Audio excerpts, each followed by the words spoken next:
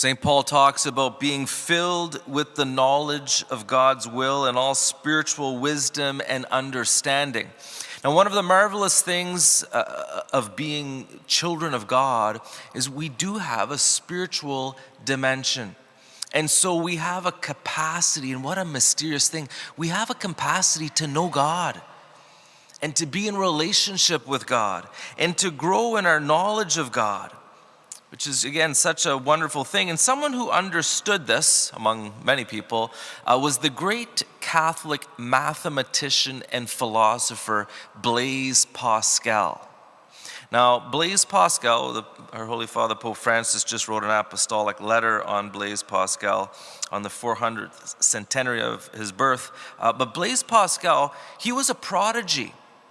French, he grew up in Paris, mathematician and philosopher, but he was a prodigy. It says here, at 17 years old, he was in communication with the most learned men of his time. In quick succession came his discoveries and his publications.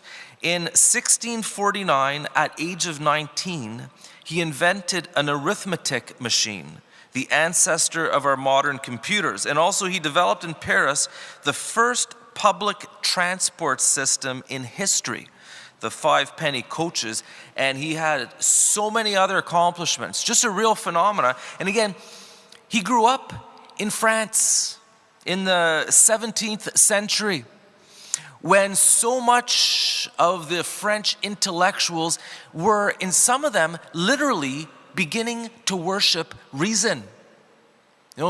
Putting reason above everything else and downplaying the spiritual. Looking at the spiritual as just subjective and maybe even just superstition. Kind of wanting to do away with the spiritual, do away with religion, and focus entirely on reason.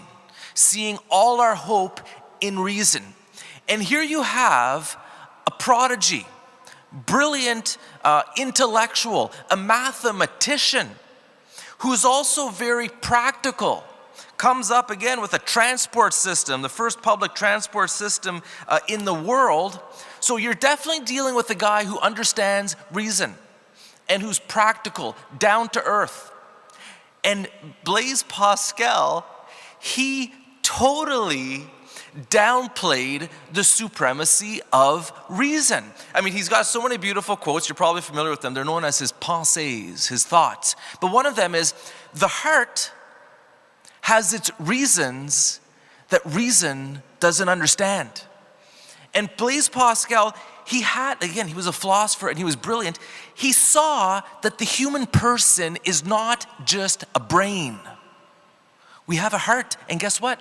The heart is more important because we're wonderfully mysterious, and reason, though important, it's limited. Our reality transcends what our limited reason can fully grasp. There are things that we do need to rely on our heart to navigate, to understand. And again, the basic principle is our faith never contradicts reason. Reason is very important, but our faith it transcends reason.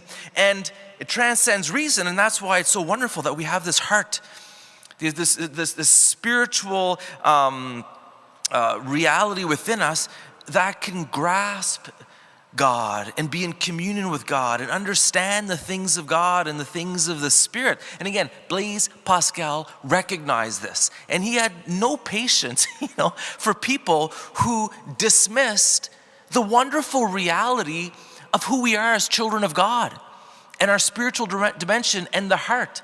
And again, it's hard to argue with a genius who's getting stuff done at a practical level and making all these mathematical discoveries, but is repeatedly saying, hey, the heart is way more important than the mind. And it's interesting too. What's the great commandment? You shall love the Lord with all your heart, mind, soul, strength. Notice, the heart comes first. Now, the mind is important, Again, as Catholics, we're not kind of just spiritualists who just, pay no attention to reason. I mean, we have people like St. Thomas Aquinas and great thinkers, reasonable thinkers. And so, yeah, we take the intellectual, the mind importantly, but the heart comes first. You shall love the Lord your God with all your heart, mind, soul, and strength. And again, Blaise Pascal, he understood this, and he unapologetically kept driving home that point in so many different ways. Again, when you read his writings, especially his thoughts, he just ponders the wonder of being human, and just, we're between the finite and the infinite and all those wonderful things. And so, my dear brothers and sisters, love the Lord your God with all your heart. Let your heart lead you. Don't put aside your reason, use your intellect. But again, you were made by love, out of love, for love. And that is what is most important.